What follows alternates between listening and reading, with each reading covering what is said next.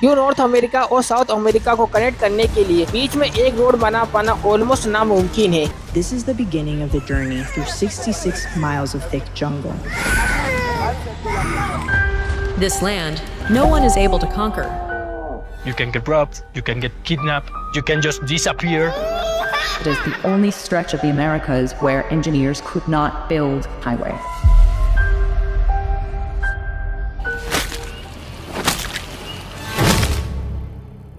यह है north America और साउथ अमेरिका, पृथ्वी के दो जाइंट कॉन्टिनेंट जो एक दूसरे से जुड़े हुए हैं जमीन के इस पतले से टुकड़े से, जिसका नाम है द डेरियन गैप। मगर एक दूसरे से फिजिकली जुड़े होने के बावजूद भी आखिर क्यों कोई भी देश इस डेरियन गैप पर आज तक एक रोड या ब्रिज नहीं बना पाया? खुद यूनाइटेड स्टेट ऑफ अमेरिका भी नहीं। बिलियंस ऑफ डॉलर खर्च करने के बावजूद यह शायद उनका इकलौता ऐसा फेल्ड प्रोजेक्ट होगा।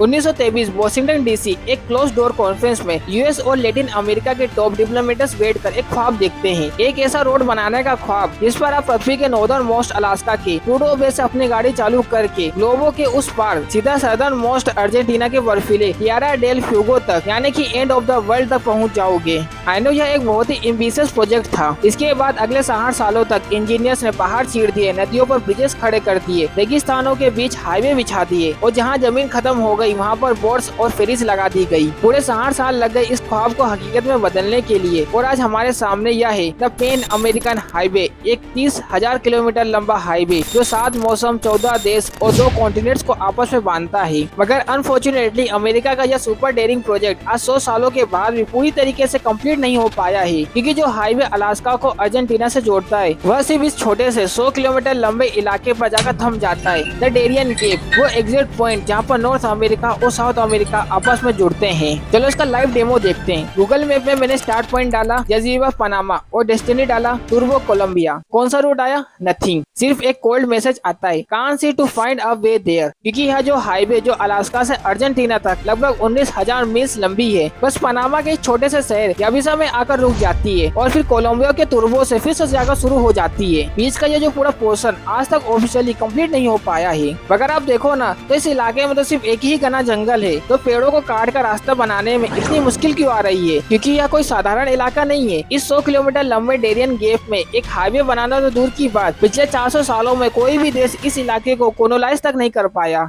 Scotland, America, Britain, France, Spain, पुर्तगाल और यहाँ तक कि रशिया ने भी सालों तक कोशिश की, मगर इसके बावजूद जब पूरा अमेरिका कॉन्टिनेंट कुछ ऐसा दिखता था, कोई भी देश, कोई भी साम्राज्य डेरियन गैप पर इस छोटे से इलाके को छू भी नहीं पाया। 1690 में जहाँ पर एक तरफ स्पेन और पोर्चुगल जैसे देश पूरी दुनिया पर अपने झंडे गाड़ रहे थे, इंग्लैंड और फ्रांस जैसे देश अपने कॉलोनीज रैपिडली एक्सपेंड कर रहे थे, तो डच दुनिया के रिचेस्ट ट्रेड नेटवर्क का मालिक बन चुके थे और स्कॉटलैंड इस रेस में बहुत ही पीछे था। मगर फिर साल 1698 में स्कॉटलैंड के गवर्नर विलियम पीटरसन के दिमाग में एक ऐसा आइडिया आया जो पूरे देश की किस्मत पलट सकता था। एक सीक्रेट कॉलोनी, एक न्यू ट्रेड एम्पायर, वो भी एक ऐसी जगह पर जो अभी भी कई साम्राज्यों से छुपी हुई थी, द डेरियन गैप।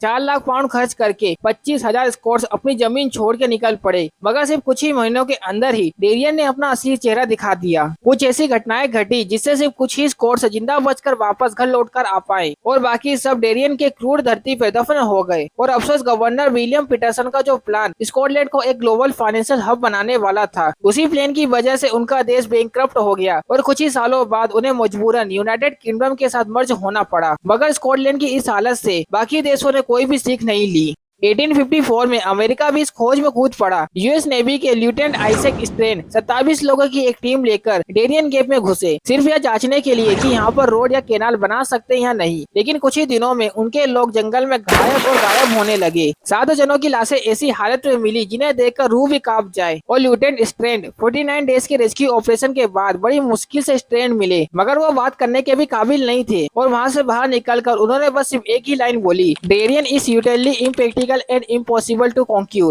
स्पेन ने तो पूरे अमेरिका कॉन्टिनेंट पर कोलोनाइजेशन करने वाले पहले थे, पर डेरियन को इन्वेट करने के बाद 5 साल के अंदर ही वो भी इस इलाके के कठोर वातावरण को झेल नहीं पाए और उसे छोड़कर भाग गए। 1794 का अमेरिका कॉन्टिनेंट का यह मैप जरा देखना, ब्रिटिश, फ्रेंच, स्पेनिश, पोर्चुगीज, यहाँ तक कि रशियन का भी अमेरिका कॉन्टिनेंट पर कंट्रोल था। लेकिन ये छोटा सा ब्लैक स्पेस कोई एम्पायर कभी भी यहाँ पर सर्वाइव नहीं कर पाया। डेरियन गैप हर एम्पायर के लिए एक नाइटमेयर था, आज भी है शायद और आगे भी रहेगा।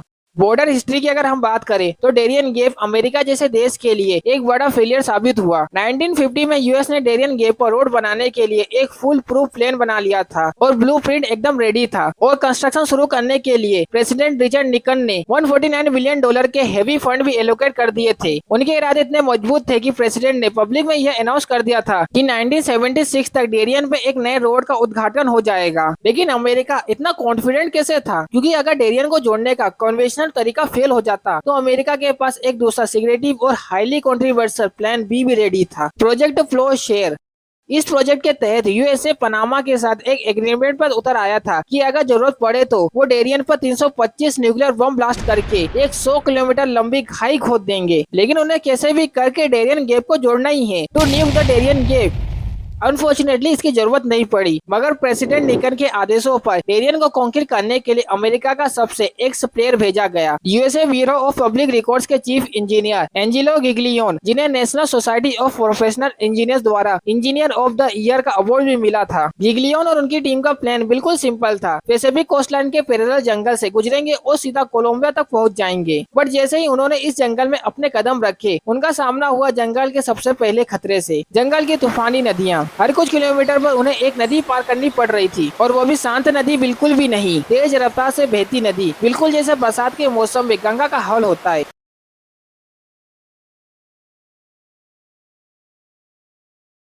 और वो भी नोट सिर्फ एक नदी नहीं, बल्कि डेरियन के पूरे इस इलाके में 100 से भी ज्यादा तूफानी नदियां बहती हैं, जिन्हें पार करना इतना मुश्किल है कि बस सोचो। एंजिलो के 5 साल पहले 1960 में नेशनल जियोग्राफी की भी एक एक्सपीडिशन टीम को इसी जंगल को पार करना था, और उन्हें सिर्फ एक गाड़ी के लिए 125 टेम्पररी ब्रिजेस बांधने पड़े, और इसके बावजूद उन्हें 101 दिन लग गए 100 नदियों को पार करने के लिए, मतलब एक दिन में एक नदी से।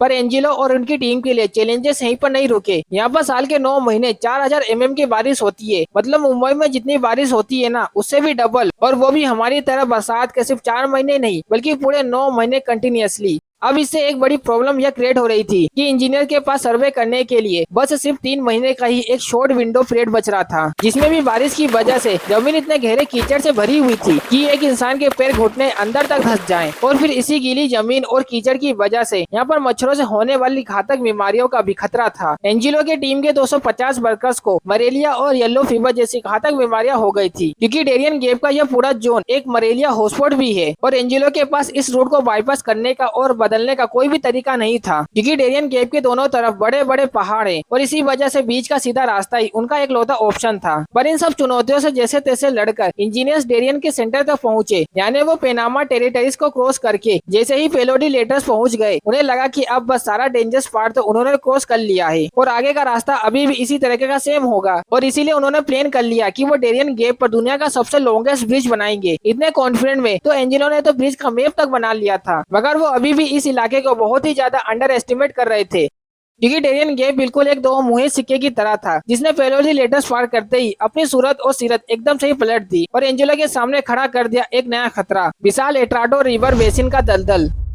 मगर यहाँ तक भी मानना पड़ेगा, एंजिलो ने हार नहीं मानी। उन्होंने ऐसा सोचा कि यार इस दलदल में तो मैं पुल खड़े कर सकता हूँ, और इसीलिए उसकी गहराई नापने के लिए जैसे ही उन्होंने कंक्रीट से भरे ड्रम दलदल में गिराए, तो वो सीधा 300 फीट नीचे डूब गया। मतलब सोचो, एटाडो बेसिन की गहराई इतनी थी कि 30 मंजिल इमारत दलदल के अंदर पूरी तरीके से गायब हो सकती है। तो जाहिर है अब ब्रिज वाला प्लान तो एटाडो बेसिन की वजह से फ्लॉप हो गया था, और रोड का तो यहाँ पे सवाल ही नहीं उठता, क्योंकि इस कीचड़ में एक्सफेल्ट रोड का मटेरियल जमीन पर चिपकेगा ही कैसे। जरा सी बारिश या तूफान आया तो सड़क दलदल में भेज, और इसीलिए इस रीजन की जियोग्राफिक एक बड़ी वजह बन गई कि अमेरिका का पेन नेशनल हाईवे जैसा एक मेगा प्रोजेक्ट इस डेरियन गैप को जोड़ नहीं पाया। ऊंचे पहाड़, 100 से भी ज्यादा नदियां, गहरे दलदल, जहरीले सांप, बिच्छू, मच्छर और डेडली एनिमल्स जैसे कि जैगुआर और क्रोकोडाइल की वजह से इस जंगल में कुछ ही महीनों से ज्यादा बिता पाना किसी के लिए भी नामुमकिन था।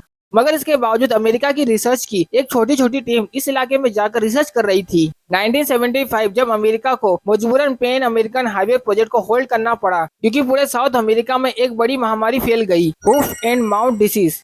यह बीमारी केटल और लाइफ स्टॉक जैसे काउस, गोट्स, सीप और पिगिस के मुंह और पैरों पर छोटे छोटे रेड ब्लिस्टर्स पैदा करती है, जिससे उनका मिल्क और मीट प्रोडक्शन सीवियरली इन्फेक्ट होता है। मगर इससे भी इम्पोर्टेंट बात यह है कि क्योंकि यह एक हाईली इन्फेक्शियस वायरस डिसीज है जो मिट्टी, घास, पानी या इवन हवा से भी एक जानवर से दूसरे जानवरों में आसानी से फैल जाती है। तो अगर एक खेत में एक भी जानवर बीमार होता है तो इससे सभी जानवरों की जान खतरे में आ जाती है और अक्सर उन्हें मजबूरन मारना पड़ता है ताकि बीमारी को फैलने से रोका जा सके। अब ऐसे में अगर डेरियन गैप में एक रास्ता बना के साउथ और नॉर्थ अमेरिका को आपस में जोड़ दिया गया तो यह एपिडेमिक नॉर्थ अमेरिका में भी फैल सकता था और इसीलिए फिर 1975 में यूएस सुप्रीम कोर्ट ने यह वेडिक्ट पास किया कि अब से वो इस प्रोजेक्ट पर अगले 20 सालों तक ऑफिशियल स्टे लगा रहे हैं। अब इन 20 सालों में जाहिर सी बात है बहुत कुछ बदल गया, स्पेशली इस रीजन का पॉलिटिकल एटमॉस्फेयर, क्योंकि 20 सालों के बाद जैसे ही प्रोजेक्ट को रिवाइव करने की बात होने लगी, यहाँ के इंडिजिनस एम्बेरा बनान ट्राइब ने प्रोजेक्ट को चैलेंज करते हुए ये कहा कि अगर डेरियन पर रोड बनती है तो यहाँ की नदियाँ, जंगल और हमारा कल्चर हमेशा के लिए खत्म हो जाएगा। हमें अपने इलाके में किसी भी हालत में कोई भी फॉरेन इन्फ्लुएंस नहीं चाहिए। कोलंबिया के एक ट्राइबल लीडर फेबियो चमापुरो ने तो सीधा यह कह दिया कि इस प्रोजेक्ट से सरकार उनके ट्राइबल के लोगों का नरसंहार कर रही है, मास जेनोसाइड कर रही है। धीरे धीरे कुछ ही सालों में यह ट्राइबल प्रोटेस्ट इतना स्ट्रॉन्ग हो गया कि सिर्फ यूएसए नहीं बल्कि वर्ल्ड बैंक और इंटर अमेरिका डेवलपमेंट बैंक जैसे क्रेडिबल इंस्टीट्यूशन भी इन्हें सपोर्ट करने लगी।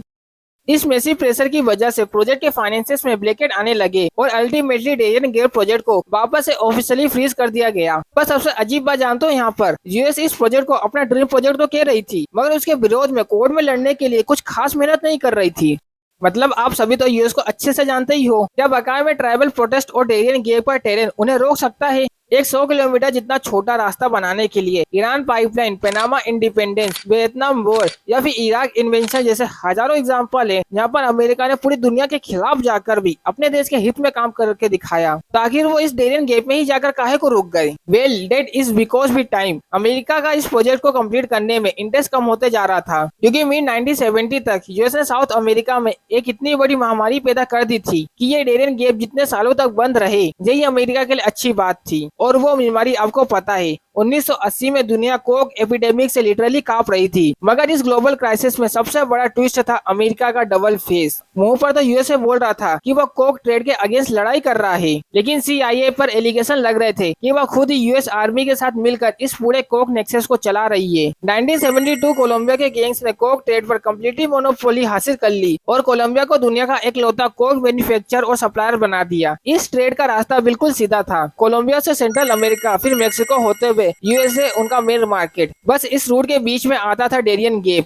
तो इसे पार करने के लिए ये कल्टस चार्टर्ड एयरक्राफ्ट में माल ले जाते थे, लेकिन इसमें उन्हें एटीसी रेडार पर पकड़े जाने का खतरा था और बस यहीं पर सीआईए पिक्चर में आई जिसने इनका काम आसान कर दिया। 1976 से 1978 के बीच में सीआईए ने ऑपरेशन वॉच टावर नाम का एक सीक्रेट ऑपरेशन चलाया जिसमें पनामा कोस्टारिका बॉर्डर पर सीक्रेट रेडार्स और बंकर यानी कि ग्राउंड लाइट्स लगाए गए। बस इसीलिए क्योंकि कोलंबिया से उड़ने वाले कोक कैरिंग प्लेन को सिविलियंस एटीसी रेडार ट्रैक न करे और उन्हें स्मगलिंग के लिए एक सेफ एयर कॉरिडोर मिल सके, मतलब ड्रग सेफली यूएस पहुंचे, इसका सीआईए ने पूरा बंदोबस्त कर दिया था। और बात यहीं पर नहीं रुकी, इस ड्रग सप्लाई ऑपरेशन को भी एक्सपोज करने की कोशिश न करे, इसके लिए बिजनेस ब्लोअर्स के अगेंस्ट ऑपरेशन ओवरवेलम शुरू किया गया जिसके तहत पोटेंशियल बिजनेस ब्लोअर्स पर स्ट्रिक्ट साइलेंस चलता था और सच सामने आने से पहले ही उनका मुंह बंद कर दिया जाता था। फिर इसके बाद आया द इनफेमस कॉन्ट्रा एरा।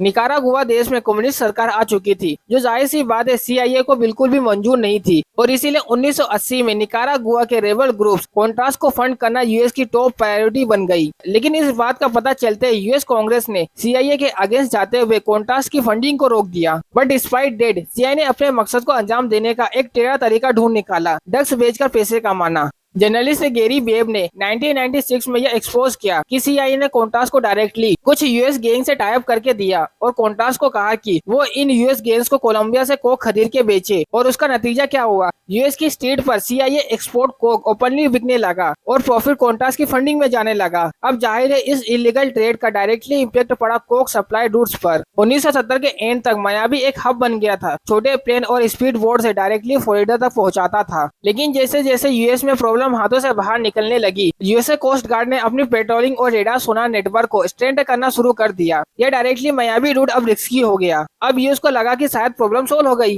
लेकिन ऐसा बिल्कुल भी नहीं था। सीआईए ने ने इलीगल ट्रेड रूट्स को बढ़ावा देकर एक शैतान को खड़ा कर दिया था।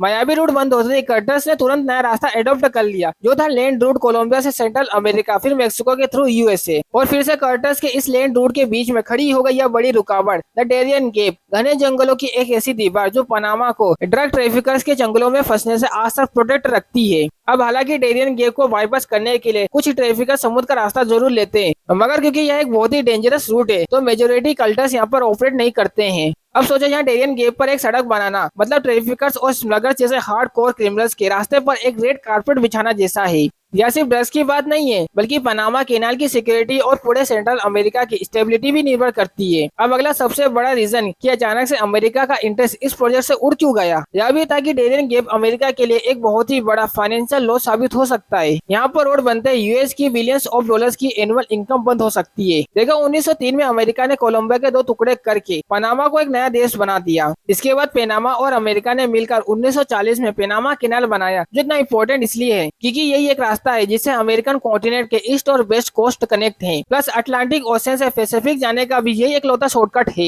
और अगर ये कैनाल नहीं बनता तो 1900 के पहले अगर कोई यूएस शिप को एलए पोर्ट से न्यूयॉर्क पोर्ट तक आना होता तो वो शिप या साउथ अमेरिका के एज को पूरा घूम कर जाती थी। पर पनामा कैनाल इसका एक बहुत ही छोटा शॉर्टकट है जिसे कई देशों को हैवी प्रॉफिट होता है। आज पूरे वर्ल्ड की 14,000 शिप्स, 500 मिलियन टन गुड्स और 240 बिलियन डॉलर का ट्रेड हर साल यहीं से पास होता है। यह एक बड़ा ग्लोबल ट्रेड रूट है और इसीलिए यूएस ने पनामा कैनाल से गुजरने वाली हर शिप पर टोल लगाना स्टार्ट कर दिया, जिसे आज की तारीख में यूएस शिप एक साल में 5.6 बिलियन कमाता है और इसमें से पनामा को भी 3 बिलियन डॉलर देता है, जो वायदा पे उसके पूरे देश की इकोनॉमी का 1/3 है। अब ऐसे में सोचो अगर डेरियन गैप जुड़ के एक रोड डायरेक्टली कनेक्ट हो जाती है तो फिर पनामा कैनाल कम्प्लीटली बाईपास हो सकता है, उसका कुछ खास सिग्निफिकेंस नहीं बचेगा। यानी कि यूएसए और पनामा भी lose out on billions of dollar per year. तो जाहिर है कोई भी देश ऐसा होने नहीं देना चाहेगा, specially America. And finally America के पास एक और जेन्युइन रीजन है डेरियन गैप को टिके रहने देने के लिए, और वो है इलीगल इमिग्रेशन। यूएसए का सबसे बड़ा कंसर्न यही है कि अगर डेरियन गैप पर रोड बना दिया गया तो साउथ अमेरिका से लेकर मेक्सिको तक पूरा इमिग्रेशन का प्रेशर उनके बॉर्डर पर आ जाएगा, क्योंकि सभी देशों के लिए America is a dream land. और ऑलरेडी सी और एयर एंट्रीज रूट्स पर सर्विलेंस यूएस ने काफी बढ़ा दी है। मेक्सिको ने भी अपने वीजा रूल्स को स्ट्रिक्ट कर दिया है, मगर इसका नतीजा ये है कि माइग्रेट अर्जेंटीना, वेनेजुएला, कोलंबिया जैसे देशों में लैंड करते हैं जहाँ एंट्री कंपैरेटिवली लीनियंट है, और फिर वहाँ से सीधा डोंकी मार के डेरियन गैप के जंगलों से होकर बाय रोड मेक्सिको पहुंच सकते हैं। और इसीलिए डेरियन गैप आज भी जंगली है, रहस्यमय और इंसानों के लिए एक खौफनाक पहेली, और शायद इसी में उसकी असली ताकत छुपी हुई है। इसके घने जंगल, गहरे दलदल, ऊंचे ऊंचे पहाड़ियाँ, यह सब बस सिर्फ एक कहानी बोलती है। कुछ सीमाएं इंसानों के लिए नहीं बनी होती है। डेरियन गैप भी वही सीमा है जहाँ पर इंसान जाकर रुक जाता है और प्रकृति जीत जाती है।